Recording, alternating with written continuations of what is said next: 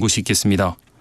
내일도 전국이 대체로 흐리고 가끔 비가 내리겠는데 이번 비는 일요일인 모레까지 이어지겠습니다. 모레까지 예상 강수량은 중부지방과 영남, 전북에 30에서 80mm, 많은 곳은 120mm 이상, 광주 전남에 50에서 100mm, 전남 해안의 많은 곳은 최대 150mm가 넘겠습니다. 서울 지역 현재 기온 23도입니다. 일라디오 10시 뉴스 아나운서 임지용이 전해드렸습니다. KBS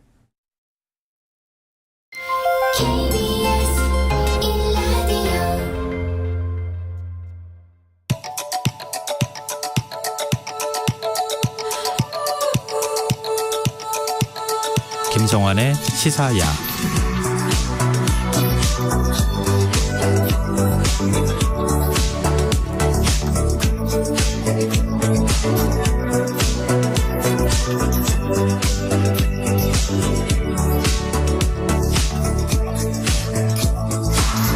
하루의 마무리, 오늘도 함께 하시죠. 시사평론가 김성환입니다.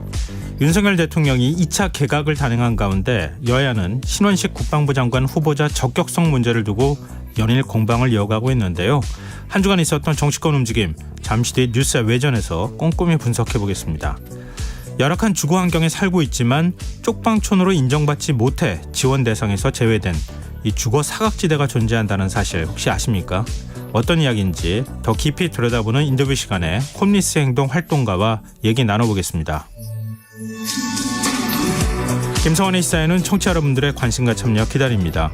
방송 내용과 관련해 의견 있으신 분들은 문자 보내주십시오. 당첨된 분들께는 모바일 쿠폰 보내드릴 텐데요.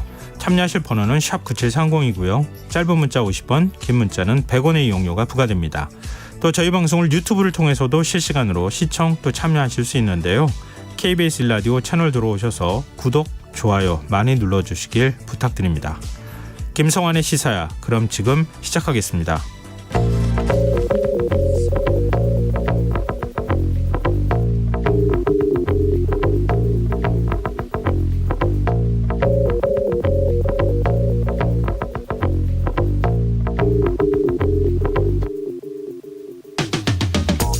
추석이 보름여 앞으로 다가왔지만 치솟는 물가에 한숨 짓는 분들 많으실 텐데요. 빠듯한 가게 살림마저 꾸리지 못하는 노동자들이 늘고 있다고 합니다. 고용노동부에 따르면 올 들어 발생한 임금 체불액이 1조 원에 달한다고 하는데요. 이는 지난해 같은 기간보다 20% 이상 늘어난 수치입니다. 문제는 고의적으로 임금을 체불한 사업자가 많다는 건데요.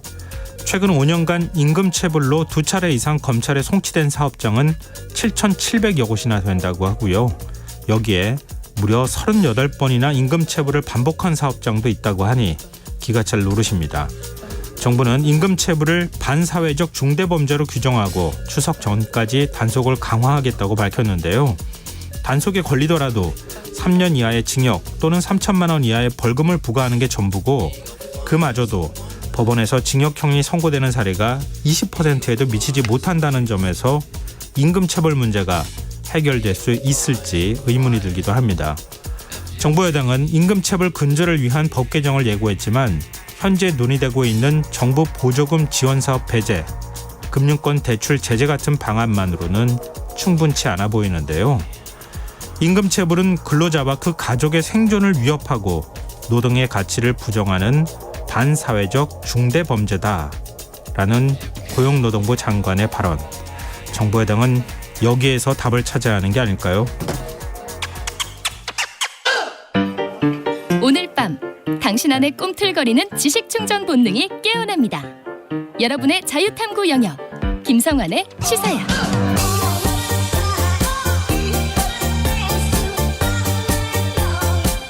한 주 동안 있었던 이슈 가운데 우리가 조금 더 깊이 들여다봐야 할 정치권 움직임 분석해보는 시간입니다.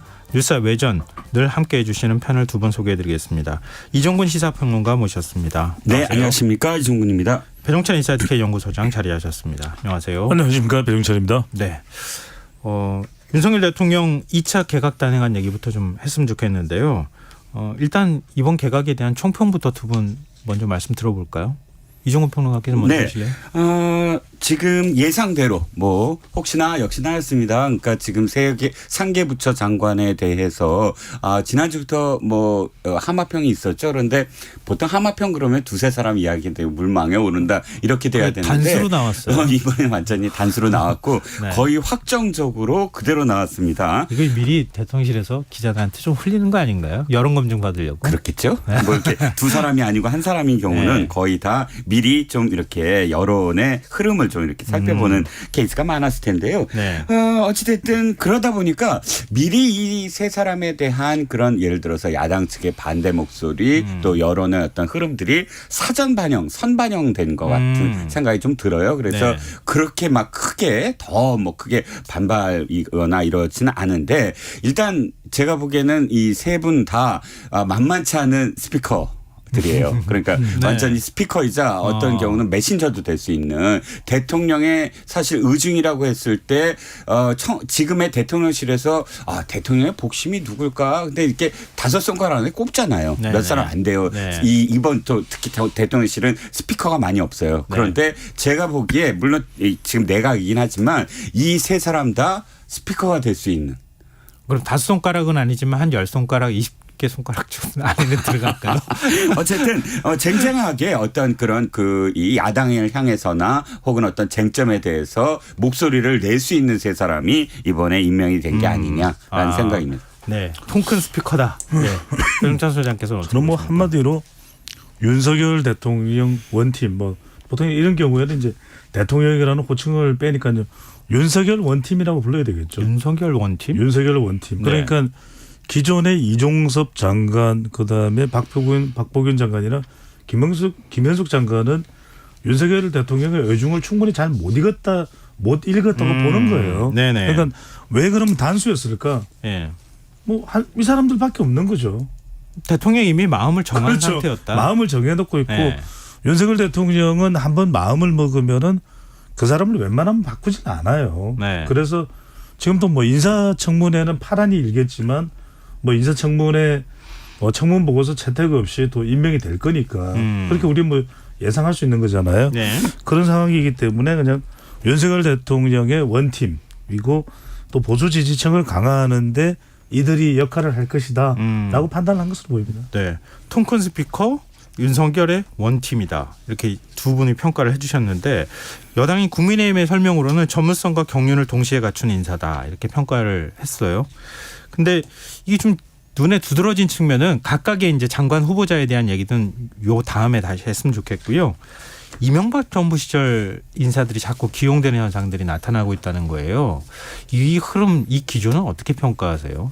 이종건 평론가. 저는 일단 미국을 하나 예를 들어 보면 네. 미국은 싱크탱크가 많잖아요. 네. 뭐 CSIS라든지 또 뭐 여러 개 있습니다. 브루킹스라든지 그러면 대개 미국은 자기 쪽 진영의 그런 그 내각에 들어갔다거나 백악관에 들어갔던 사람들은 네. 정권이 바뀌었을 때 싱크탱크로 와요. 네. 그래서 또 연구도 하고 그러다가 또 바뀌면 또 다시 내각에 갔다가. 들어가고. 그러니까 그 내각에 다시 들어가는 것 자체가 크게 문제가 되지 않아요. 우리가 지금 국무부 차관이라고 하는 웬디 셔먼 있지 않습니까? 웬디 셔먼은 사실 오바마 대통령 때 차관보로서 그때 당시에도 한국과 일본에 대해서 이 어떤 연결을 시키려고 굉장히 압력을 넣었던 당사자예요. 그러니까 뭐 지금도 지금 백악관에 있는 사람 제가 웬디 셔먼만 얘기했지만 내각도 포함해서 참 많거든요. 예를 들어서 지금 뭐 이명박 정부나 박근혜 정부의 사람들이 재기용되는 것이 문제다라고는 할 수 없다는 게 뭐 문재인 정부의 4년 동안에 그러니까 5년 총 그 데이터는 아닙니다만 4년 동안 주요 고위직의 401명을 대상으로 봤더니 이게 주로 비서관급 이상 또는 뭐 내각의 차관급 이상입니다. 노무현 정부 청와대 출신이 57명이나 돼요. 그리고 예를 들어서 거기서 노무현 청와대 출신 중에 가장 또 많이 계속 이 문재인 내각이나 청와대에서 돋보였던 분들이 홍남기 부총리, 성인문 산자부 장관, 권도철 복지부 장관. 이때 아이고 왜 노무현 사람 왜 또 썼어라고 그렇게까지 비난하지 않았잖아요. 그러다 근데 보니까 이게 말을 끊으려고 해서 제가 질문 드리는 건 말씀하십시오. 아니고요. 네. 그 노무현 정부는 노무현 정부 있다가 정권이 교체되고 난 다음에 2개 정권이 지나고 네. 그다음에 문재인 정부로 왔으니까 그 정부에서 이 정부로 이렇게 움직이는 게 되는데 왜 박근혜 정부 인사는 안 쓸까요? 자, 그게 또 이겁니다. 박근혜 정부와 이명박 정부가 같은 어떤 진영이긴 하더라도 네. 박근혜 대통령은 야당처럼 그러니까 여당의 야당처럼 행사를 해서 네. 박근혜 정부 시절에 이명박 정부 시절에 사람들을 거의 안 썼어요.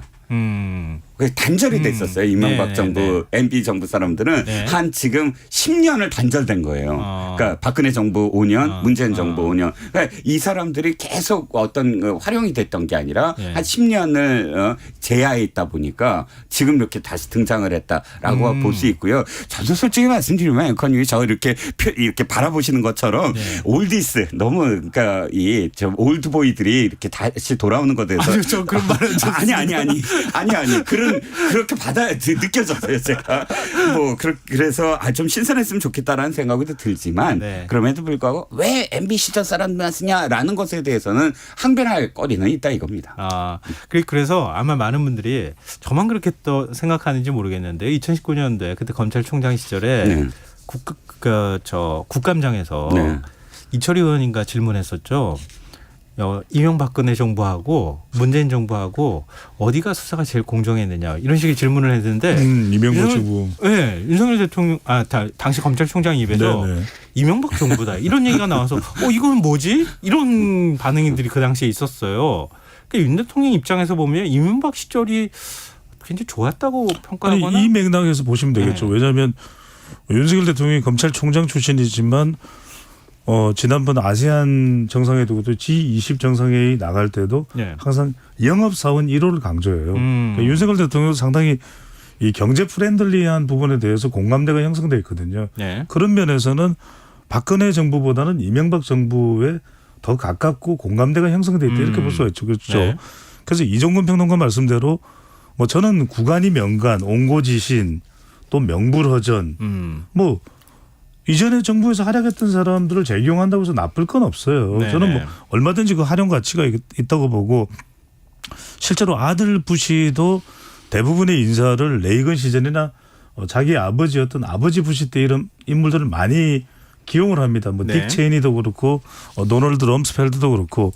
근데 이제 그럴 사람도 있고 아닌 사람도 있어야 되는 거죠. 제 말씀은. 네. 그러니까 뭐 그렇게 MB 때 인사들 일색이 아니라 좀 새로운 인사도 그러니까 뭐 한 5명이면 한 3명 그렇게 하더라도 뭐 2명 정도는 여성도 있고 좀 파격적인 청년 세대도 있고 그러니까 이랬으면 좋겠다라는 이제 그 기대감에서 지적을 하는 거겠죠. 그리고 이제 이명박 정부 때의 인물들 중에서도 좀 그때도 일 잘했던 사람들 있잖아요. 네네. 그 사람들을 재기용하는 건 뭐라 그러겠습니까? 근데 네.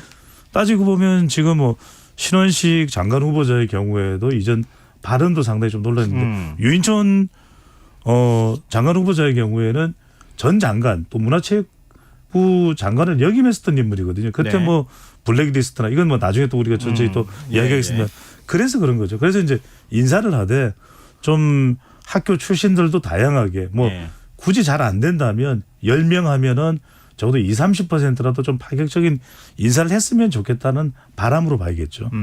알겠습니다. 또 그 반론도 있을 것 같아요. 김행 후보자는 거기 속하지 않겠느냐? 뭐 이런 또 얘기도. 누구요? 김행 후보자요. 아, 김행 후보자요? 김행 후보자는 하긴 또 그렇게 그런데 얘기할. 네. 김행 후보자는 아까 그 앵커님이 지적하셨을 때 아니 왜 박근혜 정부 사람을 왜 안 써라는 데 대한 대답입니다. 박근혜 정부 시절 청와대에서 대변인했거든요. 그러니까요. 그러게요. 예, 초대 대변인이기도 예. 했었죠. 이거 다 얘기를 수정해야 되는 건가요? 자, 그러면은 각각의 후보자에 대한 얘기를 좀 했으면 좋겠는데요. 일단 신원식 국방부 장관 후보자 과거 발언이 조명되고 있어요. 하여튼 거기에 대한 얘기는 좀 해주셨으면 좋겠고요. 신 후보자는 공인이 아닌 개인적 사견이었다. 내가 그때는 뭐 아무것도 맡고 있지 않았을 때 그때 한 발언이었을 뿐이다. 이러면서 이제 뭐 과거 자신이 전직 대통령에 대해서 한 발언에 대해서는 뭐 사과하지 않는 태도를 취하기도 했는데요. 두 분은 뭐 사실 역사 논쟁도 있을 수 있을 것 같고 다양한 하여튼 얘기가 있을 것 같긴 해요. 일단 신원식 후보자에 대한 평가 어떻게 하시는지 말씀 좀 듣고 싶어요.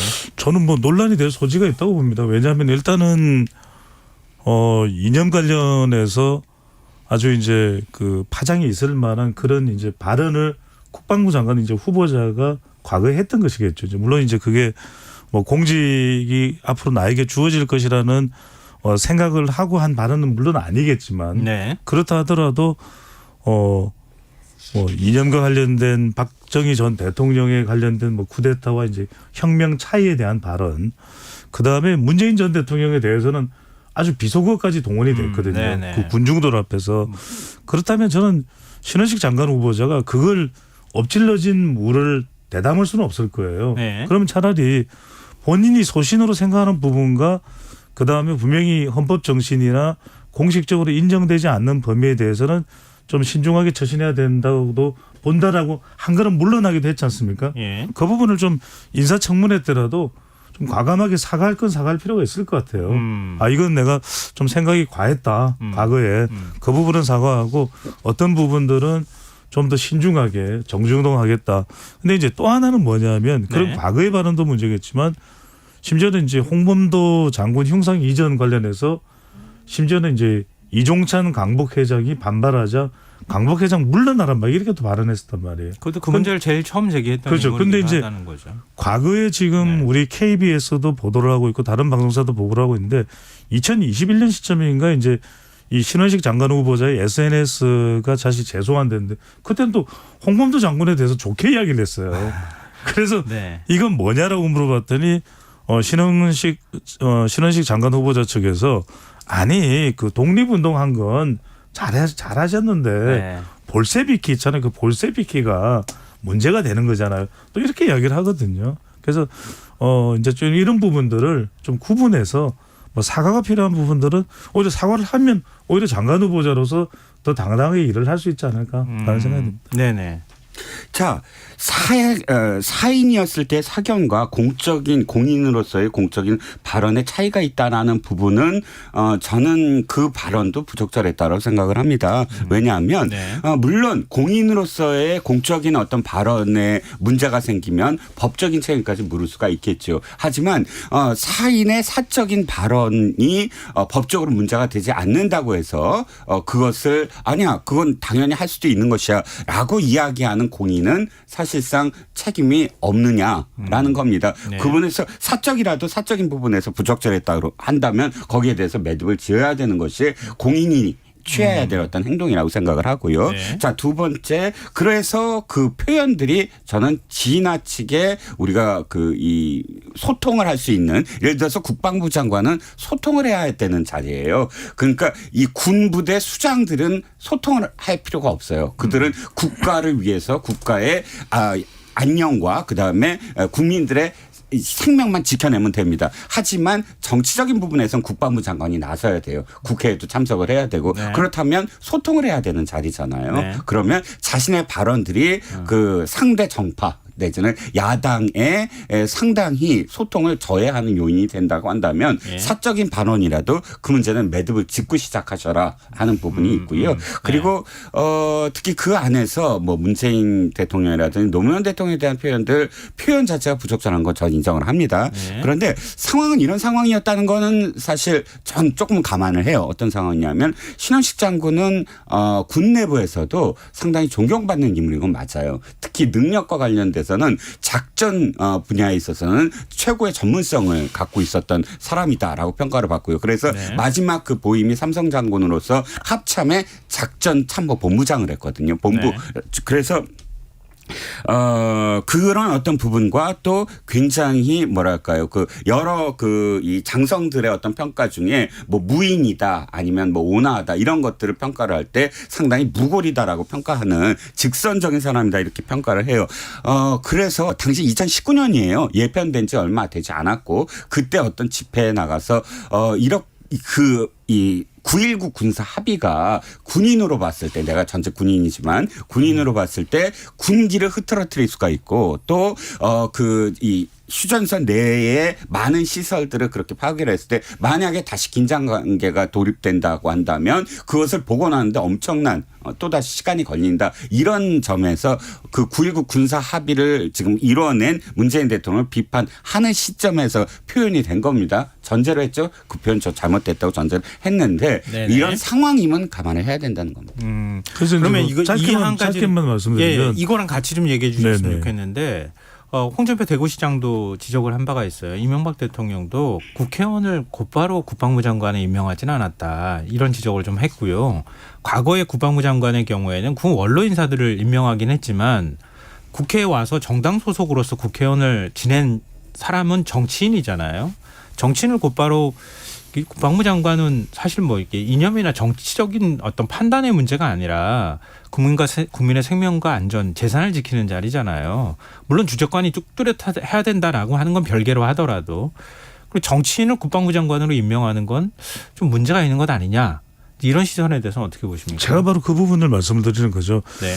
그 군중들이 있는 장소에 좀 그 분위기에 휩쓸렸을 거예요. 예. 근데 그래도 뭐 삼성 장군을 하고 또 정치를 할 생각이 있었는지 없었는지는 모르겠지만 다분히 상당히 또 정치를 할 마음도 있었던 것으로 보인다면 적어도 9.19 군사합의에 대해서는 비판하는 사람들 많습니다. 그럼 그 비판만 하면 될 일이지 그런 비속어를 동원해서 좀 삼성 장군 출신으로는 격에 어울리지 않게 그런 동작도 취했거든요. 마치 무슨 비난하는 율동까지 그건 아니었던 것 같아요. 그런데 왜 그 부분에 주목을 하냐면 지금 신분 자체가 현직 국회의원이거든요. 네네. 그러니까 이종섭 장관하고는 다른 것 같아요. 이종섭 장관은 상당히 자신을 보호하면서도 밀고 나가기가 쉽지 않았지만 예. 신원식 장군의 경우에는 본인이 국회의원이기 때문에 국회 뭐 대정부 질문이든 또 상임위 질문에서든 밀리지 않고 본인이 판단하거나 누군가의 의중을 반영해야 된다면 그것을 거침없이 밀고 나갈 가능성도 있거든요.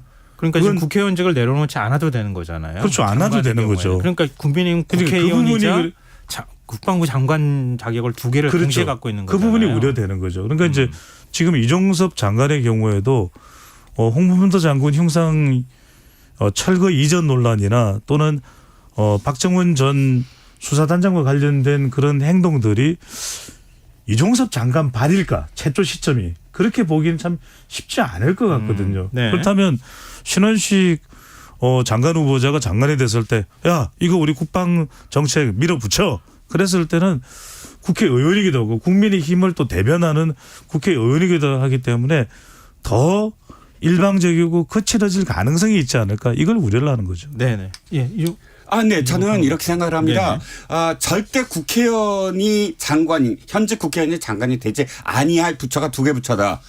법무부와 그다음 국방부다. 이유는 한 가지다. 법무부와 국방부는 국민들이 그러니까 폭력을 행사할 수 있도록 공권력을 쥐어준다. 즉 검찰도 공권력이고 군인들도 사실 무기를 들게 하잖아요. 그렇죠. 그런데 이렇게 그러니까 폭력이 나쁜 의미가 아니고 공인된 어떤 폭력을 행사할 수 있는 그 집단의 어떤 주무부처 장관이면 정파를 떠나야만 그 권력이 정당성을 얻을 수 있다는 거예요. 그러니까 그래서 그 두 개 부처는 절대로 사실 국회의원 어떤 정당의 국회의원이 돼서는 안 된다. 그래서 제가 문재인 정부 시절에 박범계 장관이라든지 또는 추미애 전 국회의원 신분이지만 어쨌든 장관이라든지 굉장히 비판을 했어요. 그렇게 해서는 안 된다.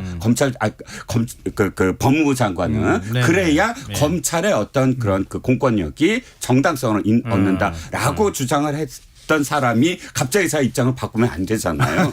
신원식 국방장관에 대해서도 똑같이 저는 말을 할 수가 있어요. 아, 그래요? 대단히 아쉽다. 대단히 부적절하다라는 겁니다. 그게 끝이세요? 예. 참. 뭘 더 원하세요? 아닙니다. 저도 원하시는 게 있으면 말씀하세요. 아니요. 저는. OEM입니다. 저는. 자, 그러면은 유인천 장관 후보자, 문체부 장관 후보자하고 김행 후보자, 여가부 장관 후보자 두 명에 대해서는 어떻게 평가하시는지 이게 좀 각자 다 얘기를 하자면 오늘 시간이 좀 짧을 것 같아서 한꺼번에 같이 얘기를 좀 해주셨으면 좋겠어요. 저는 그러면 유인천 장관에 대해서 좀 얘기를 하고 싶습니다. 그러니까 이제 유인천 전 장관을 발탁한 것은 그 문화와 관련된 경험 또 이런 또 풍부한 그 경험을 좀 살려서 정책에 잘 반영을 시켜달라 이런 취지라고 봐요. 그게 아니라 뭔가 정치적으로 문제가 될 만한 일을 윤석열 대통령이 임명하면서 주문하지는 않았겠지 않습니까? 왜냐하면 지금 아주 우리가 트렌디하게 돌아가고 있는 그런 K-팝이나 이런 K-컬처를 본다면은 오히려 좀 뭐 더 감각이 있는 그런 사람들을 기용할 수도 있을 거예요. 그런데 그게 아니라 박보균 이 현재 장관이죠. 아직까지 교체되지 않았으니까 박표근 장관을 물리고 유인촌 후보자를 이제 임명을 하려고 한다라는 것은 이걸 잘해야 되는 것이거든요. 문화 관련. 왜냐하면 체육 전문가는 아니지 않습니까? 네네. 무육, 문화, 체육, 관광 무대, 관광 전문가도 아니거든요. 그럼 문화와 관련해서 유인촌 장관 후보자가 어떤 계획이 있는지 네. 이 부분이 분명해야 되는데 저는 이 점을 강조드리고 싶어요. 가장 우려하는 거는 유인촌 전 장관을 임명한 것이 뭔가 문화계를 정리하려고 하는 거 아니냐. 사상적으로 이념적으로. 그러니까 어떤 누군가는 또 어떤 문화 관련 단체는 지원하지 말고 또 어떤 단체는 더 지원을 해주고 이걸 하면 굉장히 큰 문제가 있을 거예요. 그래서 저는 이 점은 그래서 지금 나오는 질문도 대부분 그 관련된 질문이죠. 그래서 네네. 두 번의 답이 있었습니다. 한 번은 유인촌 보도된 바에 따르면입니다. 보도된 바에 따르면 유인촌 장관 후보자가 좀 그 블랙리스트 관련된 거 한번 생각해 보겠다라고 이야기를 했고 네. 또 한 번은 블랙리스트 없었다 이렇게 이야기를 했거든요. 네. 근데 이 부분에 대해서는 굉장히 좀 유인촌 장관 후보자가 명확해야 될 것 같아요. 네네. 예, 이종근 평론가 어떻게 보세요? 자, 블랙리스트 얘기부터 해보죠. 예. 과연 유인촌 후보자가 블랙리스트와 관련이 있었느냐는 거예요. 우리가 지금 박근혜 정부 시절에 조윤선 장관이 실질적으로 재판을 받았어요. 블랙리스트. 그러니까 여기에 대한 기시감이 그대로 뚜렷하게 남아있어서 아니 유인촌 장관 블랙리스트 아니야라고 지금 몰아가는 게 아니냐. 자, 다시 잘 기억해 보세요. 유인촌 장관 시절에 블랙리스트가 확실하게 있었습니까? 의혹 뭐 이렇게 나와요. 다 신문이. 그러니까 왜 그러냐면 국정원이 그런 걸 작성했다는 것까지 확인이 됐는데 문화부가 개입됐다고 하는 건 확인되지 않은 사실이고. 그러니까요. 제 말씀은 뭐냐면 네. 확인된 사실. 그러니까 블랙리스트 의혹 그랬는데 실질적으로 블랙리스트다 그러면 말씀하셨듯이 문화부 장관이 직접 결재를 하거나 지시를 해서 어떤 이 문화에 지원을 할 때 특정 단체나 특정 개인을 배제하라거나 또 거꾸로 화이트리스트도 문제가 돼요. 특정 집단이나 특정 개인만 지원을 하라. 이런 것이 사실 유인촌 장관 시절에 장관이 직접적으로 개입됐느냐. 네. 개입됐을 것이다가 아니고 네. 그렇다면 이건 좀 두루뭉술하게 블랙리스트다라고 몰아갈 것까지는 없다라는 거예요. 그리고 네네. 두 번째 뭐냐면 네. 이겁니다. 저는 거기에 대해서는 이제 앞으로 평생 걱정할 필요가 없다. 왜? 네. 이미 블랙리스트라는 게 사실은 늘 있어 오긴 했어요. 왜냐하면 문화부가 이 어마어마한 지원을 해줘요. 우리가 K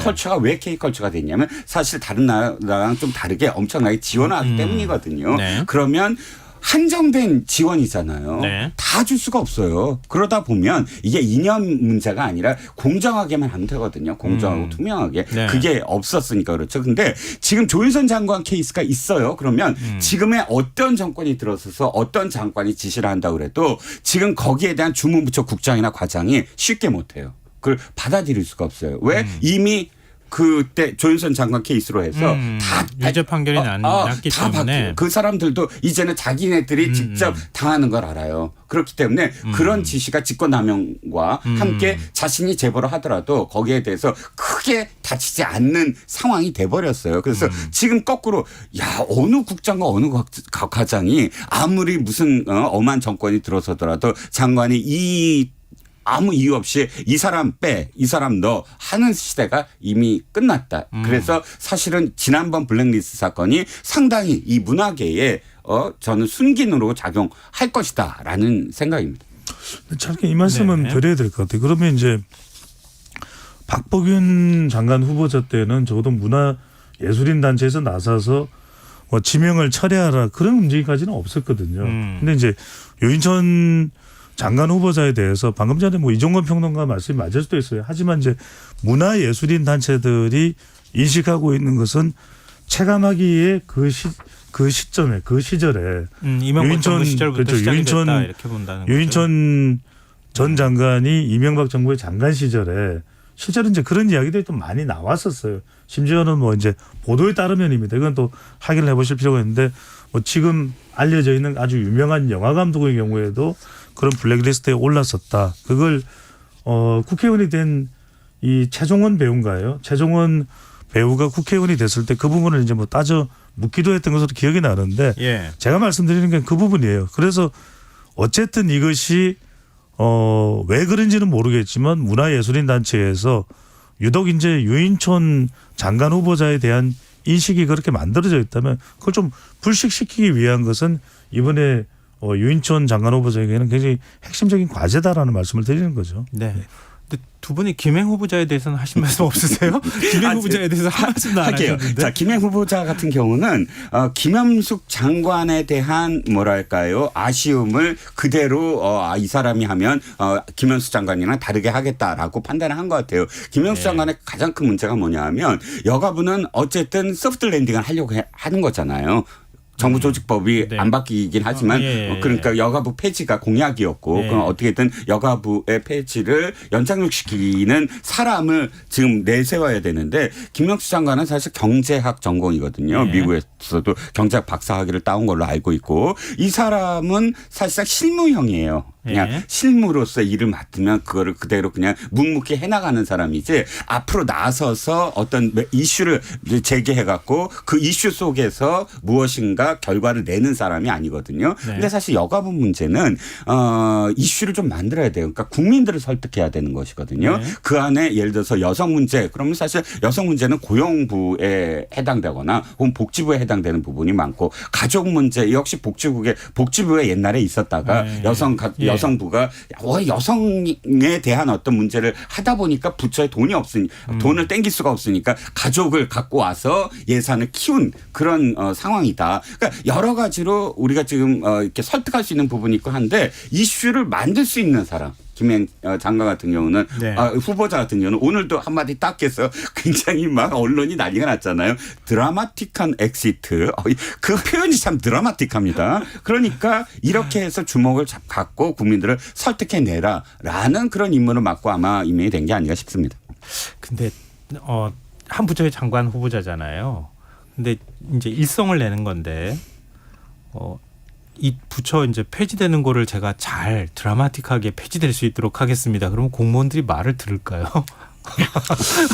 저는 이제 두 가지만 짧게 말씀드리면은 뭐 김행 후보자의 경우에는 또 저한테는 또 여론조사 선배이십니다. 네. 근데 그런 점에서는 참 한편으로는 저는 참 대단하다. 왜냐하면은 여론조사 전문가로 중앙일보에서도 일을 했었고 이제 출발을 쭉 해서 네.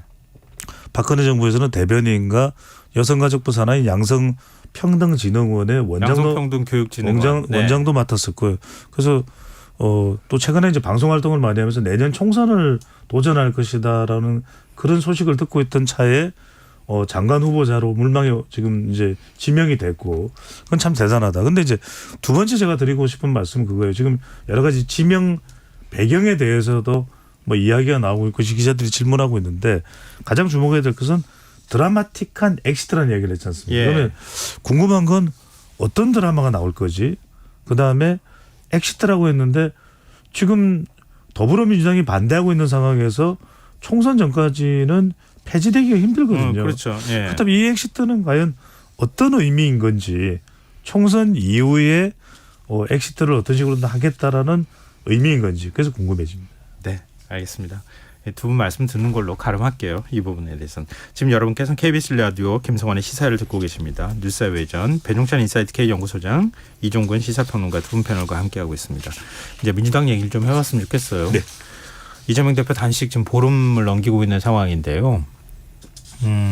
지금 그 단식 장소도 당대표실로 좀 옮긴 상황이고 오늘 전해지는 소식으로 보니까 상당히 상태가 안 좋다 이렇게 얘기가 되고 있어요. 김기현 대표 그동안에 사실 굉장히 비판적인 입장을 내다가 어제 그 단식 중단했으면 좋겠다 이런 메시지를 냈는데 또 민주당에서는 와서 들여다보지도 않고 말로만 중단했으면 좋겠다고 하는 게 무슨 성의가 있느냐 이런 반응도 지금 나오고 있는 상황입니다. 일단 지금 이재명 대표 단식 뭐 평가도 같이 하시면 될 것 같은데요. 여당의 반응 그리고 대통령실의 반응 이것까지 묶어서 이게 좀 어떻게 하면은 뭐 이게 엑시트 얘기가 연결이 되는 건지도 모르겠는데 어떻게 하면 당신은 단식을 중단하게 될지 이거 어떻게 하면 좋습니까? 지금 뭐 단식 엑시트를 위해서는 이제 명분이 있어야 되는데 네. 저는 정치적 명분은 제공되기가 상당히 힘든 상황이 돼버린 것 같아요. 그러니까 정치적인 명분 외에 이재명 대표가 쓰러지는 상황, 그래서 병원으로 실려갈 수밖에 없는 상황이 오거나 아니면 일각에서 이야기하는 대로 윤석열 대통령이나 김기현 대표가 단식장을 찾을 가능성은 거의 없는 걸로 보이거든요. 네. 그렇다면은 일각에서 나오는 이야기는 문재인 전 대통령이 나서야 된다. 지금 민주당 내에서는. 그러면 이제 문재인 전 대통령이 서울에 다음 주쯤에 올라온다는 이야기가 있어요. 아, 그래요? 그래서 이제 네. 아마 그게 9.19 그 행사 때문에 올라오는데 예. 그때 9월 19일 날 이재명 대표를 만나서 단식을 좀 만류하는 시도가 있지 않겠냐. 그렇다 하더라도 이재명 대표가 바로 중단하지는 않을 거고 대체로 20에서 21일경까지는 단식이 간다는 전망도 나옵니다. 그 이유는 뭐냐면 근데 그 건강이 뭐 뒷받침되어야 근데 되는 거니까. 제 설명 한번 들어보세요. 예. 그게 왜냐하면 검찰이 지금 구속영장 청구를 21일경 한다라는 거거든요. 예. 그래서 이제 표결을 9월 내에 이제 체포동의안을 제출해서 붙인다는 예. 것 때문에 그 시점까지는 이재명 대표로서도 물러날 수가 없다. 예. 이런 얘기를 했는데 두 번째로 이제 이 이재명 대표의 단식이 상당히 내부 결속은 다지고 있어요. 그래서 네. 각종 여론조사에서도 더불어민주당 지지율이 이제 결집하는 그런 모습도 보이고 있거든요. 그런데 네. 문제는 이겁니다. 그러니까 뭔가 이 단식이 일단락 되더라도 그것이 어떤 이유에 있었든 간에 뭐 쓰러져서 병원을 가든 문재인 전 대통령이 와서 만류를 하든 예. 뭔가 정치적으로는 해결책이 없어요. 뭔가 성사된 게 없어요. 예. 그래서 이것 자체가 이재명 대표로서는 민주당으로서 뭔가 해결된 것, 또 외연이 확대된 것, 또는 국민의힘과 뭐 조율되거나 절충된 것이 없다라는 것은 과제가 될 수 있겠죠. 네네. 저는 이제 서서히 드라마틱한 엑시트가 이루어질 가능성이 높다라는 겁니다. 첫 번째는 김기현 대표의 입장 변화. 물론 찾아가겠다 뭐 이렇게 표현하지는 않았지만 네네. 아이고 건강을 언급을 하면서 네. 중단했으면 좋겠다라고 이야기한 건 국민의힘의 지금까지의 어떤 스탠스를 봤을 때 굉장히 전향적이다라고 할 수가 있어요. 네. 이게 갑작스럽게 계속 뭐 비판적인 어떤 태도를 취하다가 팍 하고 찾아가는 건 사실 명분이 없잖아요. 일단 첫 번째 단계로 건강에 대한 걱정을 일단 언급을 했고 두 번째 민주당이 지금 전략 보고서도 나오고 또 무원식 대표가 직접 기자들한테 한 말을 보면 네. 찾아와라. 김기현 대표에게 찾아와라라고 이야기하거든요. 그건 뭐냐면 거꾸로 얘기했을 때 찾아오는 게 사실 엑시트의 어떤 명분이 될 수 있다라는 메시지로도 보이거든요. 네네. 이 둘 민주당 내부의 어떤 목소리와 그다음에 국민의힘의 대표의 그런 어떤 발언 이거로 봤을 때 한 반 단계는 지금 진전된 양상이다. 국민의힘도 사실 이 비판은 했지만 그러나 뭐 두 분이 계속 걱정하시듯이 최악의 상황으로 갔을 때는 여론이 어떻게 바뀔지 모르는 것이거든요. 네. 그렇기 때문에 저는 조금은 진전된 어떤 상황이 연출이 되고 있다라는 생각이 듭니다. 네. 근데 지금 아까 구속영장 청구 말씀하셨지만 네. 한다 말은 하는데 아직은 하지는 않고 뭐 이번 주라고 얘기하는데 이게 이번 주 과연 청구할지도 모르겠는데요. 어찌됐든 간에 구속영장 청구하면 체포동의안이 국회에 상정되지 않겠습니까? 이 이재명 대표가 어떤 태도를 취해야 된다고 보십니까? 마지막으로 이 말씀 두 분한테 한 말씀씩 듣고 네. 코너 마무리하겠습니다. 짧게 제가 먼저 말씀드리면 민주당 내부의 기류는 지금 저도 이런저런 뭐 취재를 해보면 동향 파악을 해보면 네. 대체로 민주당 내의 정서는 부결이라고 해요.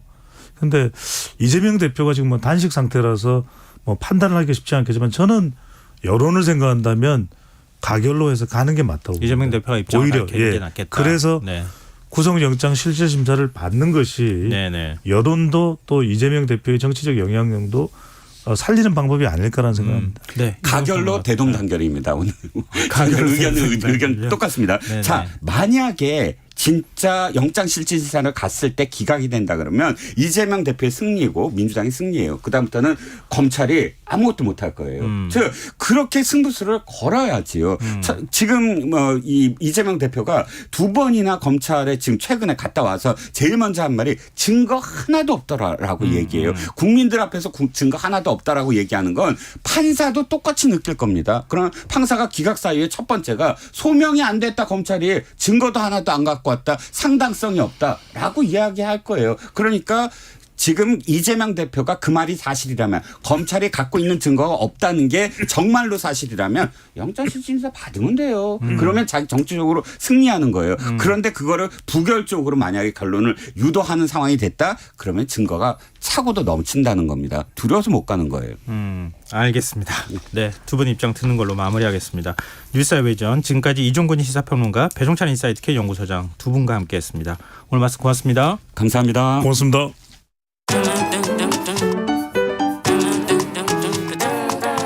일일 시사권장량 채워가세요. 골고루 담았습니다. 당신만을 위한 하루 시사 김성환의 시사야. 이 쪽방과 동일한 열악한 조건에 살고 있지만 쪽방 주민으로 인정받지 못하는 분들이 있습니다. 그렇다 보니 여러 지원 대상에서도 제외돼 더욱 열악한 상황이라고 하는데요. 왜 이들은 쪽방에 살고 있지만 쪽방 주민으로 인정받지 못하고 있는 건지 관련 실체를 조사한 이동현 홈리스 행동 상임활동가 연결해서 얘기 나눠보도록 하겠습니다. 안녕하십니까? 네, 안녕하세요. 네, 이게 무슨 얘기인지 저는 언뜻 이해가 안 됐어요. 쪽방에 살고 있지만 쪽방 주민은 아니다. 이게 무슨 얘기입니까? 보통 쪽방 그러면 어떤 느낌이 드세요? 이렇게 쪽을 나누다 이런 어원들이 있어요. 예. 잘게 자른 방, 그래서 굉장히 좁고 그것도 이제 그 편의시설, 생활 편의시설이 잘 갖춰지지 않고 뭐 이런 것들을 연상을 하실 텐데 네. 이런 곳이 굉장히 많이 있어요. 그렇지만 서울시에서 이제 공인한 쪽방이 아니기 때문에 네. 쪽방 주민 서비스를 전혀 못 받는 그런 곳들이 굉장히 많이 있다라는 거죠. 그럼 서울시에서 규정하고 있는 쪽방의 개념은 어떻게 되는 겁니까?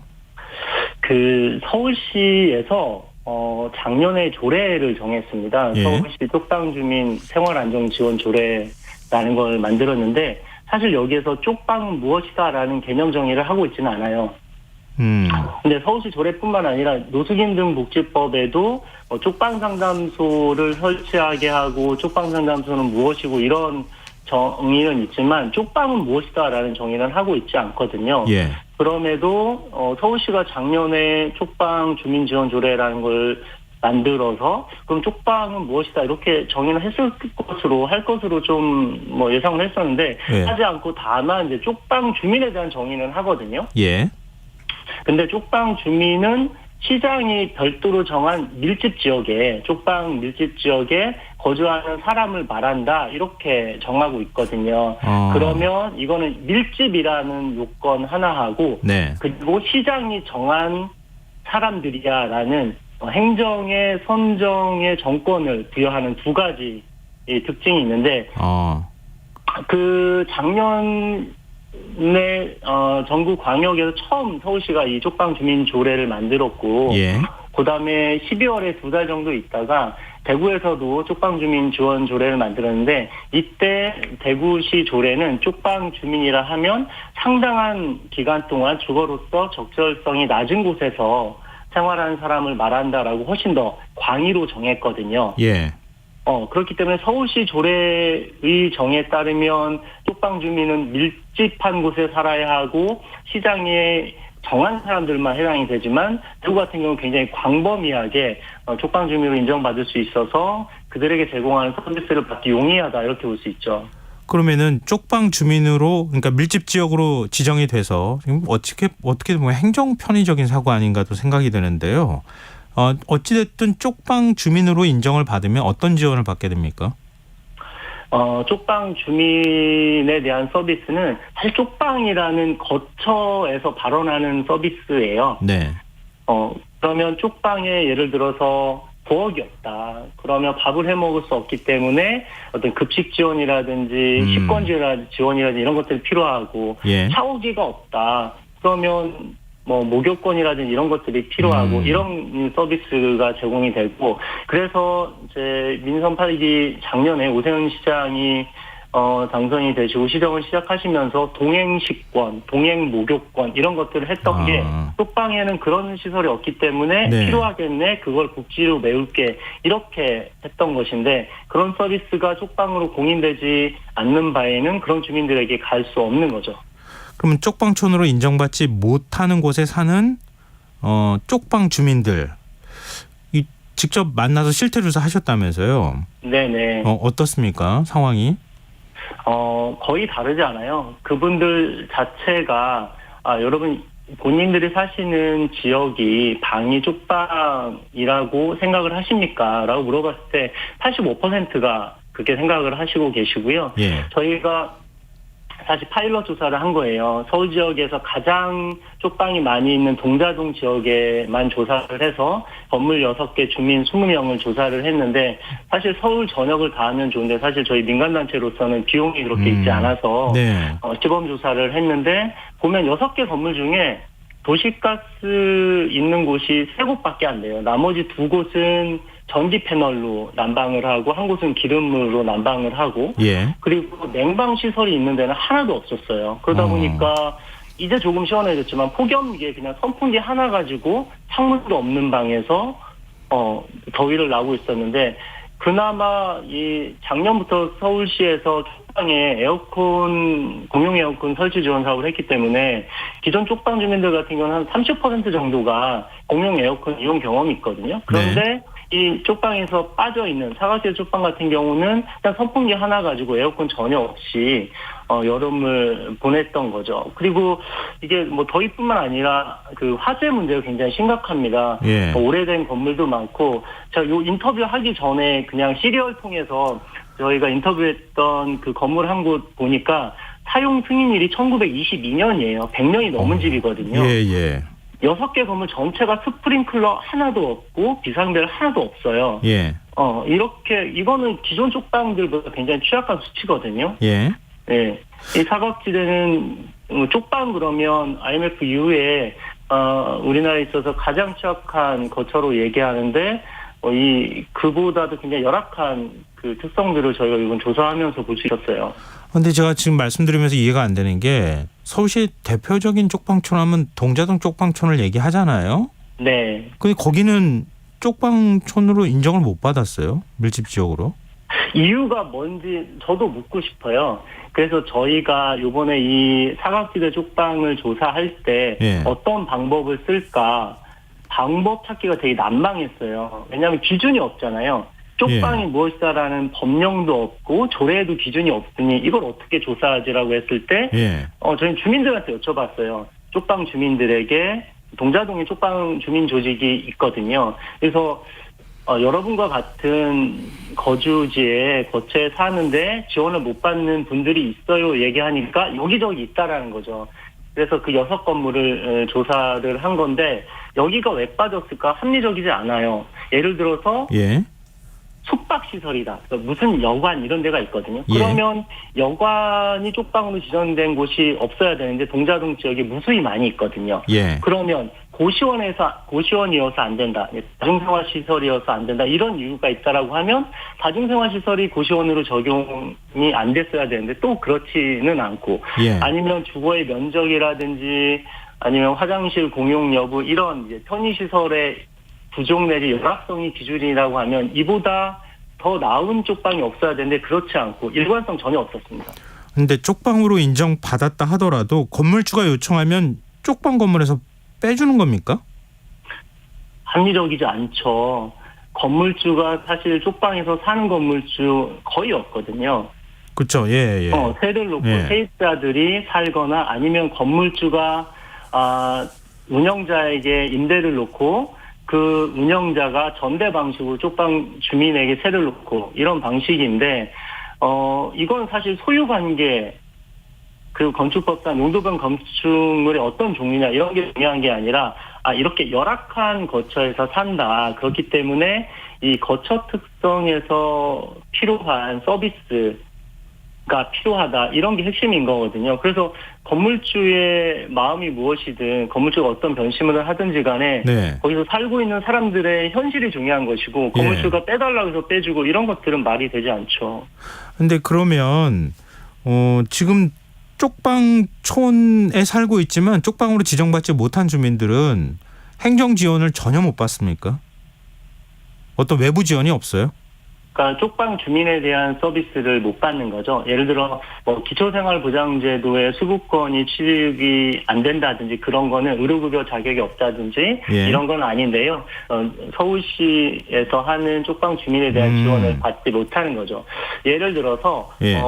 영구임대 아파트에 사는 수급자와 예. 쪽방에 사는 수급자는 필요가 좀 차이가 있을 수 있어요. 영구임대 아파트는 샤워기도 있고 주방도 있어서 거기에서 목욕도 할 수 있고 밥을 지어 먹을 수 있잖아요. 예. 근데 쪽방 주민 같은 경우는 일단 샤워기가 없으면 샤워를 못해서 어딘가 다른 곳에서 가서 씻어야 돼요. 공중화장실에 가서 씻던지 이미 노숙에서는 탈피했지만 노숙인 시설에 가서 옷을 받아 입고 샤워를 하든지 이래야 되고 어떤 싱크대나 가스레인지 이런 것들이 없기 때문에 밥을 못해 드시니까 급식을 드셔야 되고 이런 상황인 거죠.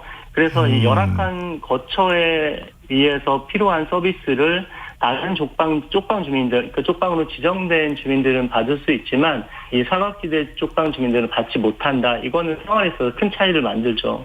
그러면 이런 문제점이 있다는 걸 서울시 혹시 얘기를 하고 서울시가 정책을 좀 바꿀 수 있도록 그렇게 뭐 대화를 하거나 이렇게 한 적은 없습니까? 혹시 서울시는 어떤 입장입니까? 근데 사실은 서울시가 저희보다 훨씬 더 잘 알아요. 아, 그래요? 네. 그리고 이게 사실은 구마다 소방서가 있잖아요. 예. 그리고 여름철이나 겨울철 이럴 때 안전 문제에 굉장히 집중을 하고 예. 그리고 이제 노숙인 복지 담당 부서인 서울시 자활지원과 같은 경우는 이제 여름철에 혹서기 대책, 폭염기 대책 이런 걸 만들고요. 동절기에 혹한기 대책 이런 걸 만듭니다. 그래서 순찰활동, 상담 인력을 증파한다든지 그리고 소방에서도 안전에 대한 신경 그런 대책들 이런 것들을 만들거든요. 그래서 구마다 이제 쪽방 형태가 있다는 것을 다 알고 있어요. 예를 들어서 뭐 중부소방서 같은 경우는 조금 오래된 얘기이긴 합니다만 2018년도에 이 중구 황학동 지역에 유사 쪽방촌이라는 표현을 쓰면서 쪽방촌으로 지정되지 않아서 사각지대에 있는 쪽방촌이 있다. 여기에 선제적 안전관리 계획이 필요하다. 이런 공문서를 서울시에 올리고 했었거든요. 그리고 서울시 같은 경우도 예를 들어서 2017년까지 청량역 뒤쪽에 전농 1동이라는 데가 있어요. 예. 전농 1동 지역에 쪽방 주민 100여 명 사는 곳이 있거든요. 그거를 계속 2017년까지는 쪽방으로 파악을 해서 실태조사에도 올리고 했었단 말이에요. 예. 근데 2018년부터는 아무 설명 없이 그냥 뺐어요. 아, 그럼 이건 네네. 그 서울시 공무원들도 알고 소방에서도 알고 다 알고 있는데도 불구하고 결국 행정적으로 지원하는 부분들에서 누락되는 현상들이 계속 나오고 있다 이런 말씀이신데요. 이제 누락이라고 표현을 하면 네. 뭐 부작이잖아요. 몰라서 못 챙겼다 이런 의미인데 서울시는 이미 알면서도 지금 안 하고 거죠. 있다. 근데 얼마 전 알겠습니다. 저희가 아니 지금 시간이 좀 마무리할 네네네. 시간이 다 돼가지고요. 근데 네. 이런 문제에 대해서 서울시가 다시 한번 좀 검토할 필요가 있지 않을까 그런 생각이 드네요. 청취자분들도 아마 실태는 다 아셨으리라고 생각되니까요. 네, 오늘 네네. 말씀 고맙습니다. 네, 고맙습니다. 네, 지금까지 이동현 홈리스 행동 상임활동가였습니다.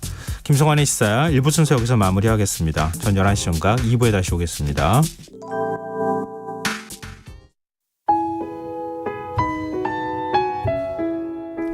청취자 여러분, 위기 가정을 찾아주세요. 어려운 경제 상황 속에서 긴급한 경제적 지원이 필요한데도 복지 사각지대에 놓여 있어 아무런 지원도 받지 못하고 극한 상황으로 내몰리고 있는 위기 가정이 늘고 있습니다. KBS 강태원 복지재단에서는 사회 안전망에서 벗어나 위기에 처해 있는 가정을 발굴해 긴급 지원하는 사업을 진행합니다. 여러분 주위에 스스로의 힘만으로는 도저히 일어설 수 없는 힘든 이웃이 혹시 있는지 찾아봐 주세요. 우리 사회의 건강한 구성원으로 신속히 복귀할 수 있도록 KBS 강태원 복지재단이 작은 힘을 보태겠습니다.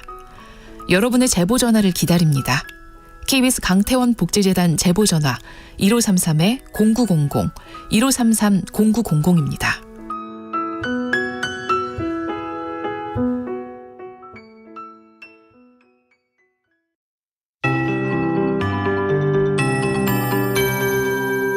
KBS 58분 날씨. 내일은 전국이 대체로 흐리겠습니다. 현재 경기 남부와 강원도, 충청권과 전라권 서부, 경북 북부에 비가 오는 곳이 있고 특히 경기 남부를 중심으로 시간당 10에서 20mm의 세찬 비가 내리고 있습니다. 내일 대부분 지역에 오전까지 소강 상태를 보이다가 다시 비가 시작돼 모레 오후에 그치겠고 제주도는 밤까지, 경상권은 글피 아침까지 이어질 전망입니다. 예상 강우량은 전남권 50에서 150, 강원도와 충청권, 경상권 30에서 120, 수도권과 제주도 20에서 80mm입니다. 특히 일부 지역은 강한 바람과 함께 천둥 번개를 동반한 시간당 20에서 40, 특히 늦은 밤부터 모레 새벽 사이 전라 서해안에, 모레 새벽부터 오후 사이 지리산 부근과 남해안은 50mm 내외의 장대비가 쏟아지는 곳 있겠습니다. 피해 없도록 대비하시기 바랍니다. 내일 아침 최저기온 서울 22도, 광주 23도 등 전국이 20에서 23도, 낮 최고 기온은 서울 25도, 대구 29도 등 전국이 24에서 29도로 모레까지 오늘과 비슷하겠습니다. 대부분 해상에 돌풍과 함께 벼락이 치겠고 동해안은 너울성 파도 밀려오겠습니다. 서울 현재 기온 22.7도, 습도 86%, KBS 58분 날씨 박성준입니다.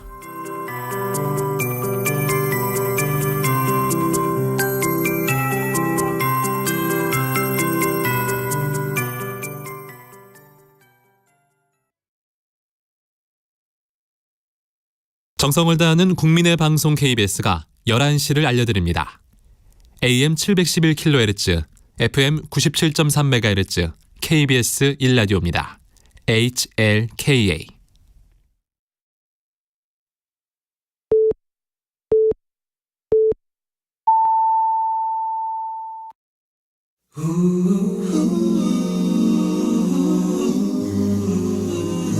이 밤 그냥 보내긴 아쉬우니까요. 당신의 하루의 끝까지 야무지게 채워드립니다. 당신의 지식 충전소 김성환의 시사야.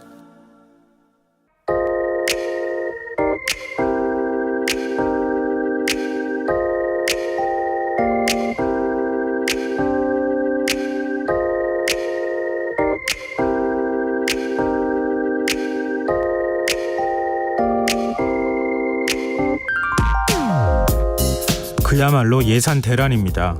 큰 폭의 R&D 예산 삭감 소식에 과학계는 패닉 상태에 빠졌습니다. 1991년 이후 처음으로 R&D 예산이 줄어든 충격에 연구기관부터 대학까지 아우성입니다. 예산 부족으로 국가 슈퍼컴퓨터 가동을 중단하고 기초과학 육성하겠다며 무려 1조 5천억 원을 투입해 건설한 중이용 가속기는 내년에 6개월밖에 가동할 수 없다고 합니다. 과학계만 그런 게 아닙니다. 하루하루 신문을 펼칠 때마다 사회 곳곳에서 이대로는 안 된다는 하소연을 내놓고 있습니다. 오늘 한 신문은 외국인 노동자 지원센터 44곳이 내년에 전부 폐쇄될 처지라고 보도했습니다. 지원센터는 지난 2004년 고용허가제 시행 이후 외국인 노동자들의 지역 사랑방 역할을 하며 임금체불, 사업장 변경 상담, 한국어 교육과 각종 생활 고충 상담 등을 진행해 왔습니다. 정부는 이런 점을 고려해 지원센터를 운영하는 민간단체에 매년 70억 원 안팎의 운영비를 지원해왔죠. 정부는 그러나 보조금 사업 원점 재검토와 건전재정을 이유로 갑자기 지원 예산을 0원으로 만들었다고 합니다. 정부는 사업 중단이 아니라 지방 고용노동관서와 산업인력공단의 관련 업무를 이관할 예정이라고 밝히고 있지만 기재부가 올해 국고보조금 사업 평가에서 향후 이민자와 이주 근로자 증가가 예상돼 정책적으로 상당한 의미가 있다는 평가를 내놓은 바 있고 산업 현장의 인력난 해소를 위해 내년에는 외국인 노동자 규모를 지난해 대비 2배인 12만 명 이상 늘릴 예정이라는 점에서 정부 방침과도 역행한다는 지적이 나오고 있습니다. 이뿐만이 아닙니다. 여성가족부가 학교폭력 신고 상담전화 117 운영 예산을 전액 삭감하고 공동 운영해온 교육부와 경찰청에 일방적으로 통보하는 일이 있었다고 합니다. 올해 23억 원의 예산을 편성한 여가부가 내년 예산을 전액 삭감하고 사업에서 손을 떼겠다는 통보를 하자 교육부와 경찰청은 황당하다는 반응을 보이고 있다고 합니다.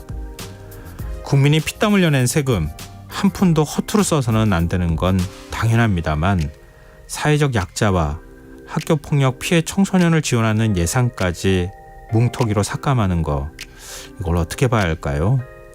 지금까지 오늘의 발견이었습니다.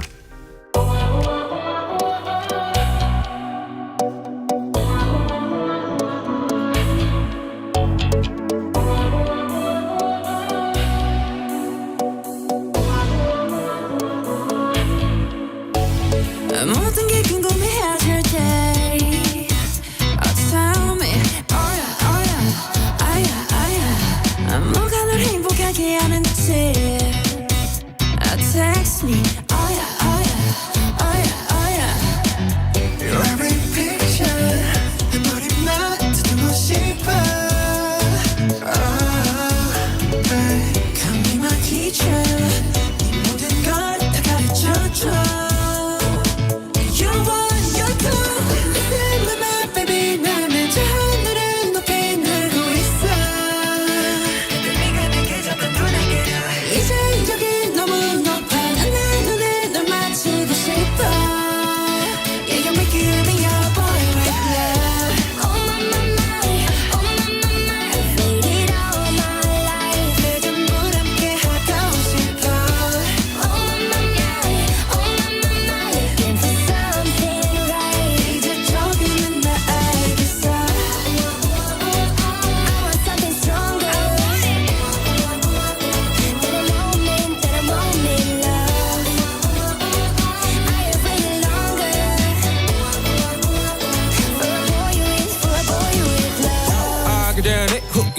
내 삶은 on top 너야 관계 섭섭하지 않게 만들어버린 너라는 백 하나부터 열까지 모든 게 특별하지 너의 관심사 걸음걸이 말투와 사소한 작은 습관들 같이 난 말했지 너무 작다 내가 영웅이 된 거라고 난 말했지 운명 따윈 전부터 내게 아니었다고 세계의 평화 너내 앉아서 그저 널 지켜봐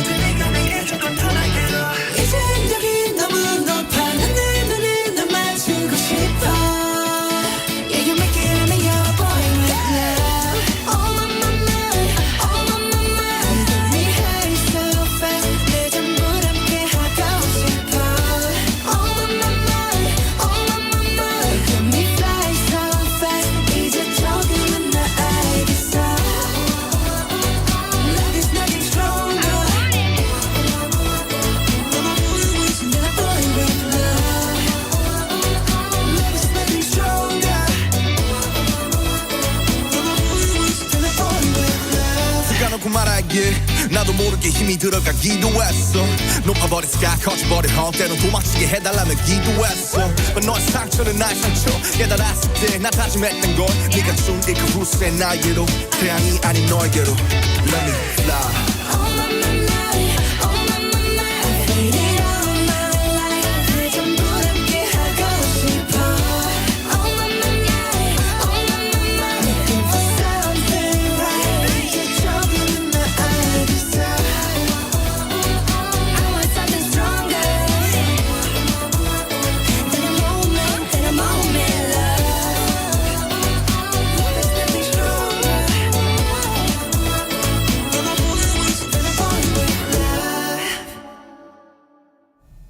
오늘의 발견에 이어서 방탄소년단의 작은 것들을 위한 시 들으셨습니다. 김성원의 시사는 언제나 청취자 여러분의 관심과 참여 기다립니다. 오늘도 청취자분들 의견 많이 들어오고 있는데요. 청취자 김창래님, 필요하지 않은 곳에 쓰는 세금을 정말 필요한 곳에 잘 사용하면 좋겠습니다. 정말 좋은 말씀이세요. 점차 부익부 빈익빈 고령화 사회로 변해가는데 미래 사회가 어찌 될지 걱정되네요. 이렇게 의견 주셨고요. 8356님, 외국인 노동지원센터는 단순한 센터가 아니라 외국인 노동자들이 우리 사회에 섞여 들어갈 수 있는 공간일 텐데 아쉽네요. 이렇게 의견 주셨어요. 근데 그러면서 그 말씀도 해주셨는데요. 이게 지금 만약에 국가기관에 노동부나 관련 기관들의 업무가 이관이 되면 그런 기관들은 주말에 공무원들이니까 쉬지 않겠느냐. 근데 외국인 노동자 지원센터는 이 주말이나 휴일에도 운영이 되거든요. 외국인 노동자들이 평일날 아마 가기 쉽지 않을 거예요. 그러니까 주말에 운영을 그럼 못 하는데 문턱이 너무 높지 않겠느냐 이런 지적도 같이 해주셨는데 기사에도 사실 그런 지적이 있었습니다. 그런 것처럼 이 뭐랄까요? 좀 편하게 갈 수 있는 공간에서 아무래도 관공서 가는 기분으로 가는 건 외국인들이 좀 꺼려하지 않을까 이런 생각도 좀 들거든요. 여러모로 하여튼 좀 걱정되는 측면이 있는 것 같습니다. 네, 청취자분들 의견 감사합니다. 계속해서 의견 많이 보내주십시오. 저희가 추첨해서 당첨된 분들께 모바일 쿠폰 선물로 드리겠습니다. 참여하실 문자 번호는 샵9730이고요. 짧은 문자 50원, 긴 문자는 100원의 정보 용료가 부과됩니다. 콩 게시판 KBS 라디오 유튜브 채널을 통해서도 무료로 참여하실 수 있습니다. KBS 라디오 김성환의 시사회와 함께하고 계신 지금 시각은 11시 8분입니다.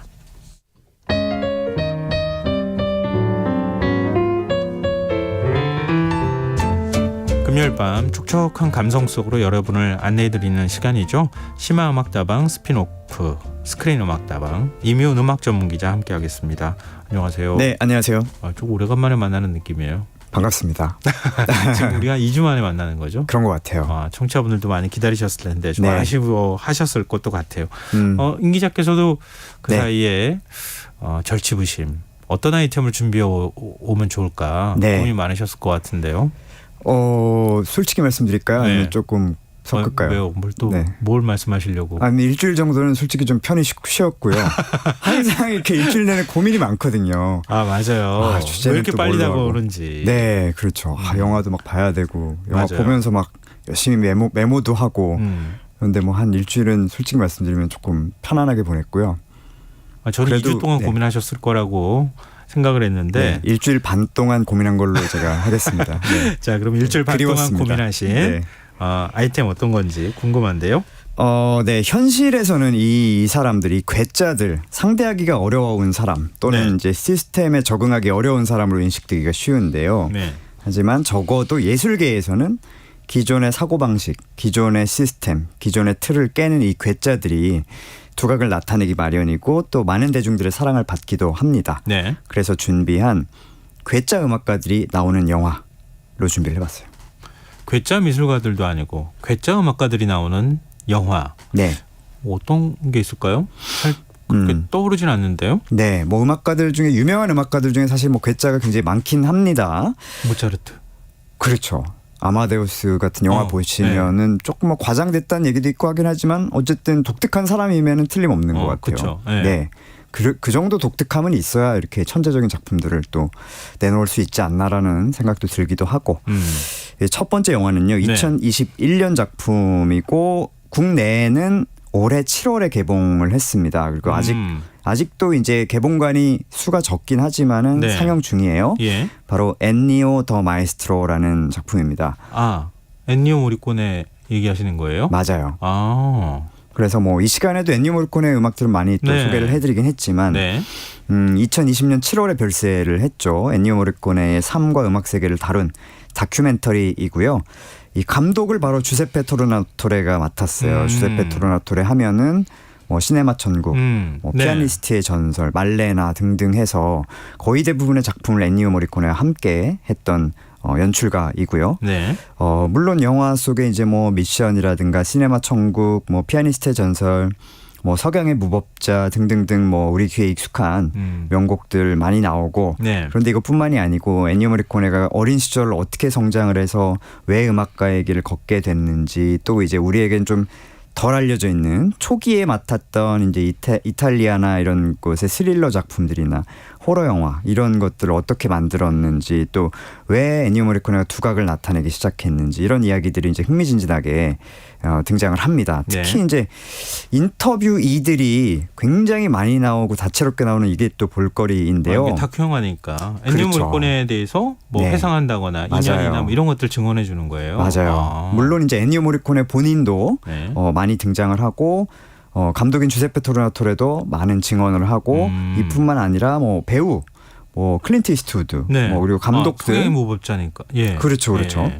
감독들 뭐 퀸틴 타란티노, 올리버 스톤, 뭐 다리오 아르젠토 이런 명감독들 쭉 나오고 뭐 음악가들 중에서도 뭐 영화 음악가 한스 치머라든지 예. 또 뭐 퀸시 존스, 브루스 스프링스틴, 또 존 윌리엄스, 팬 메시니 그리고 뭐 파도의 여왕 둘체 폰테스, 메탈리카 리더죠 제임스 햇필드까지 정말 다양한 분들이 이 엔니오 모리코네가 자신에게 어떤 영향을 주었는지에 대해서 이야기를 합니다. 와 대단하군요. 엔니오 모리코네가 다시 또 새삼스럽게 대단한 거장이었다는 생각이 드는데요. 네, 상당히 흥미로워요. 그럼 엔니오 모리코네 대표곡들을 이 영화에서 다 들어볼 수 있는 거예요? 네, 말씀드렸듯이 대표곡들이 많이 나오고요. 근데 이제 이런 평을 하시는 분들이 많더라고요. 일반적인 관객분들은 한 앞에 절반 정도 깜빡 졸았다가 한 중반 이후에 번쩍 눈이 떠졌다. 그러니까 앞에 초중기에는 좀 이렇게 대중적으로는 덜 알려진 작품들에 대한 얘기가 나와서 조금 집중력이 떨어질 뻔했다가 갑자기 막 미션이 나오기 시작하고 막 시네마 천국이 나오면서 순식간에 눈물이 흐르고 있더라. 뭐 이런 평들을 많이 하시는데 대표곡들 덜 알려진 곡들 굉장히 흥미롭게 많이 감상할 수가 있습니다. 미션 하니까 많은 분들이 또 기억하실 것 같은데 굉장히 감동받은 영화이기도 할 것 같고요. 네. 근데 너무 이렇게 작곡한 게 많아서 너무 많아요. 뭘 들어볼까? 또 뭘 갖고 나오실지가 궁금한데요. 네, 뭐 지금까지 간간히 갖고 나왔었던 건 뭐 유명한 작품들이 많았는데 이번에는 조금 덜 유명한 작품으로 준비해봤습니다. 일 클란데이 시칠리아니라는 곡인데요. 그러니까 동명의 영화였어요. 1969년 프랑스 영화고 시실리안이라는 영화입니다. 그 시칠리아 마피아들이 프랑스 파리에서 벌이는 그 절도 행각을 다룬 범죄물인데요. 알랭 들롱이 주연이고요. 여기에 또 엔니오 모리코네 선율이 기가 막히게 얹히는데 이 곡 들어보시면은 뭔가 기존의 오케스트라 위주의 그런 스코어 이런 것들을 좀 탈피하고 상당히 재치 넘치면서도 동시에 엔니오 모리코네 특유의 선율감도 굉장히 진하게 묻어있는 그런 세계를 만나실 수 있을 것 같아요. 네, 듣고 오겠습니다.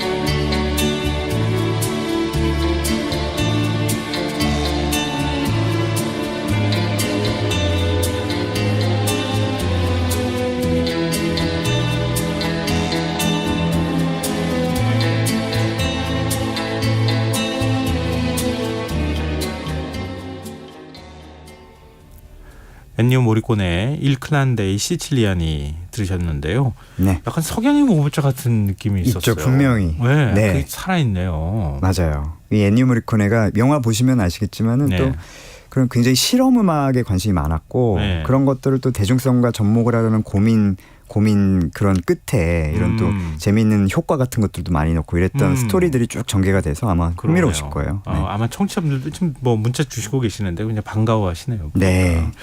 자, 두 번째로 만나볼 괴짜 음악가 누굽니까? 이번에는 이번 작품 다큐멘터리인데 네. 조금 장르가 다릅니다. 콘서트 필름.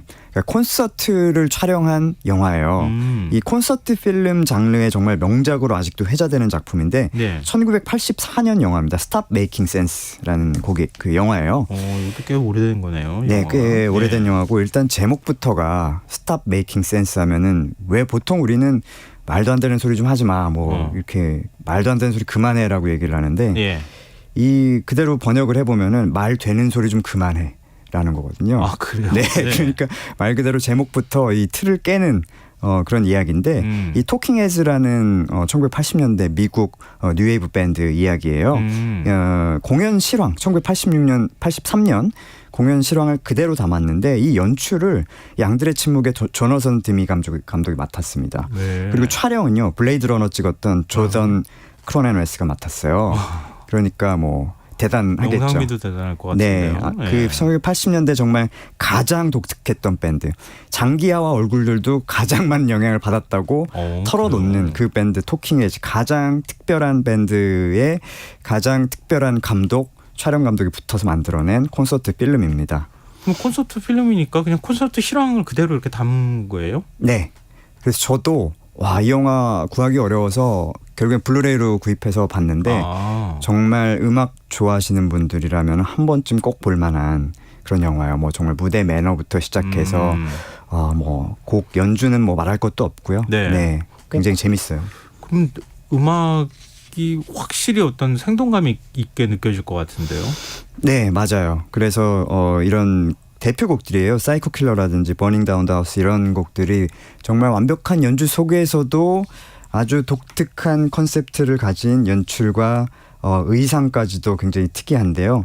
마침 이 영화가 이제 A24라는 미국의 제작사가 있습니다. Everything Everywhere All at Once 비롯해서 정말 독특한 작품들만 제작하는 제작사인데 여기에서 이 원본 마스터 테이프를 찾아가지고요. 이번에 최근에 4K IMAX 초고화질로 복원을 해가지고 9월 23일에 개봉할 예정이에요. 우리나라에서 뭐 동시 개봉은 아닙니다만은 아마 언젠가 만나보실 수 있을 것 같습니다. 지금은 보기가 좀 쉽지는 않고 그렇죠. 좀 기대를 하시면 어떨까 싶은데요. 자, 우리 어떤 곡 들어보면 좋을까요? 네, 바로 토킹 헤즈의 최대 히트곡이라고 할 수 있는 사이코 킬러, 이 바로 영화에 등장했었던 실황 버전으로 준비를 해봤습니다. 네, 함께 듣고 오겠습니다.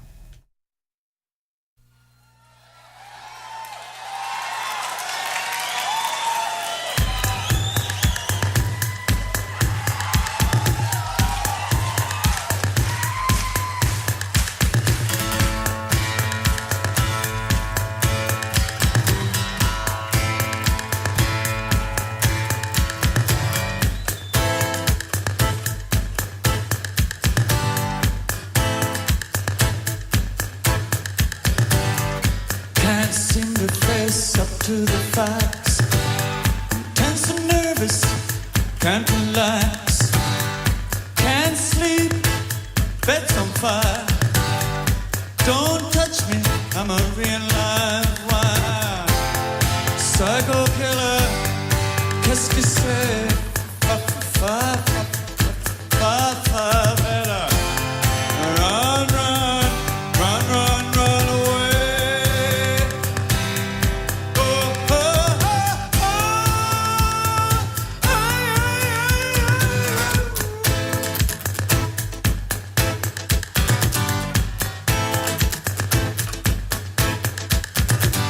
You start a conversation, you can't even finish it. You're talking a lot, but you're not saying anything. When I have nothing to say, my lips are sealed. Say something once, why say it again? Psycho killer, qu'est-ce que c'est?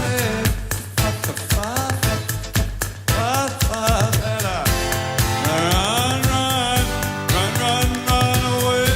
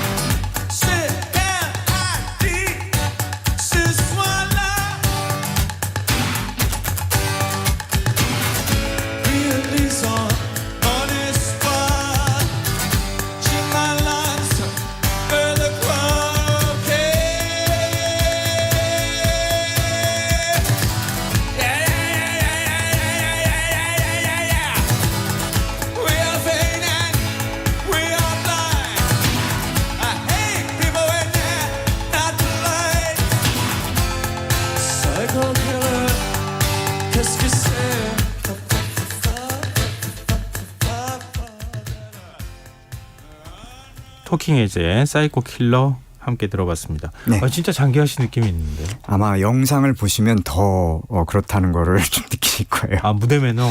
네, 굉장히 재밌는데 그냥 뭐 웃기다고만 하기에는 뭔가 상징성이 있어 보이고 하여튼 묘합니다. 아트 그 자체입니다. 그러니까 딱 끌다가 뒤에 이렇게 탁 튀겨주는 듯한 느낌 있잖아요. 네, 맞아요. 그 느낌 거의 비슷하네요. 네, 이 토킹 헤즈의 이제 리더이자 보컬 데이빗 번인데 아직까지도 뭐 솔로로도 굉장히 독특한 작품들을 많이 내고 있고요. 지금은 고령인데 어떻게 보면 데이빗 보위와는 또 다른 결의 정말 천재 아티스트가 데이빗 번입니다.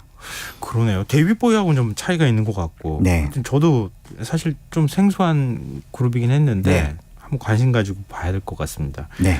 자, 마지막으로 만나볼 세 번째 기자 누굽니까? 네, 뭐 최근에 이분의 이제 에세이가 굉장히 많은 화제를 몰고 있더라고요. 네. 일본의 음악가죠 사카모토 류이치. 많은 분들이 안타까워하셨죠. 올해 3월에 별세를 했는데 마침 이제 좀 전에 들으셨던 토킹 헤즈의 데이빗 번과 함께 마지막 황제의 사운드트랙을 만들었었어요. 그래서 이제 공동 수상입니다만은 사카모토 류이치는 동양인 최초로 아카데미 음악상을 수상한 주인공이 되었고요. 네. 2017년 다큐멘터리 류이치 사카모토 코다라는 작품이에요. 이 류이치 사카모토가 이제 암투병 이후의 삶에 대해서 주로 다룬 작품이고요. 이제 이분의 괴짜스러움이 역시 여기 또 많이 나오는데 일단은 동일본 대지진 때문에 이제 망가진 피아노를 가서 그걸 연주하는 그런 모습이라든지 또 이제 후반부에 나오는 재밌는 장면은 이 영화의 포스터로도 쓰이기도 했는데 비 오는 날 이제 테라스에 나가서 양동이를 머리에 뒤집어 쓰고 빗소리를 듣는 그런 장면이 있어요. 약간 되게 웃기거든요. 그러니까 머리 보기에는 그렇겠죠. 네, 파란색 양동이를 머리가 완전히 뒤집어 쓰이도록 무슨 개그 코너에 나온 것처럼 뒤집어 쓰고 굉장히 진지하게 그 양동이에 부딪힌 빗소리를 막 듣는 장면이 있어요. 그래서 정말 이 정도 괴짜는 돼야 이 정도의 스펙트럼 넓은 음악 세계를 가질 수 있구나라는 생각을 해봤습니다.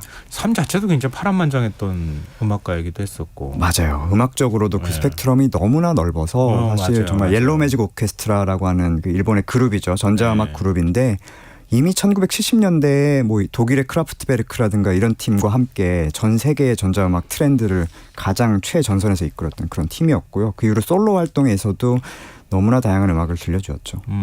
자꾸 이후에 저도 약간 류이치 사카모토 음악을 일부러 들어보려고 노력했는데 종잡을 수가 없더라고요. 진짜 음악적 스펙트럼이 너무 넓어서 이게 진짜 사카모토 거야 아니야 막 헷갈리는 것도 있고 그렇더라고요. 맞아요. 우리한테 이제 익숙한 선율들은 비교적 뭐 멜로디가 아름다운 곡들이 많지만 아닌 곡들이 훨씬 더 많고요. 사실 엔니오 모리코네도 마찬가지입니다. 그러네요. 네. 자, 우리 끝으로 함께 들어볼 곡은 어떤 건가요? 네, 류이치 사카모토가 2017년에 발표했었던 방금 아까 잠깐 말씀드렸듯이 동일본 대지진 때문에 망가진 학교 강당의 피아노 이걸 또 연주해서 직접 넣기도 했던 에이싱크라는 비동기화라는 앨범이 있었어요. 첫 곡이었던 안다타라는 곡이고요. 이 곡은 이제 제가 류이치 사카모토 인터뷰를 했을 때 이 곡에 대해서 이렇게 얘기를 하더라고요. 바다의 교회가 바다에 완전히 삼켜지는 장면을 상상하면서 만들었다. 교회가 바다에 삼켜지는 장면요? 네. 아마 딱 들어보시면 어떤 느낌인지 조금은 이해가 가실 것 같아요. 사카모토를 좀 추억하기도 하고 그러면서 지금 방금 말씀하셨던 것처럼 그 이미지를 한번 연상하시면서 들어보시면 좋을 것 같습니다. 자, 스크린 음악다방 오늘 여기까지 하겠습니다. 지금까지 임희훈 음악 전문 기자였습니다. 고맙습니다. 감사합니다. 김성환의 시사야. 오늘도 K컬처 특집 오디오 웹툰 드라마 편성 관계로 좀 일찍 마무리하겠습니다. 모바일 쿠폰 당첨자는 홈페이지 공지사항에서 확인하실 수 있습니다. 끝곡으로 임희영 기자가 추천한 곡이죠. 류이치 사카모토의 안다타